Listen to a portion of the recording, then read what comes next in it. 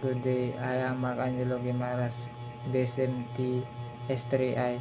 I live in Tinago, Dawis, Bohol. I am 21 years old.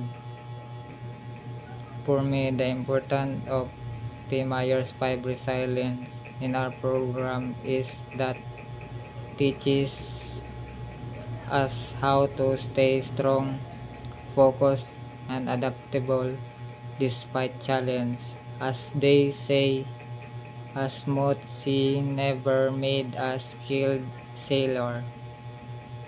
This course will help me fulfill my dream of becoming a successful seafarer because it equips me with knowledge, skills, and values needed in the maritime profession.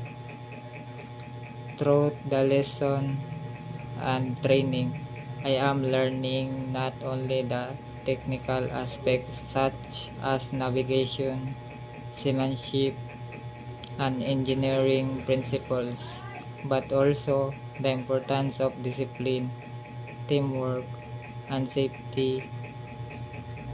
The course develops my resilience and adaptability, which are very important qualities when facing challenge at sea.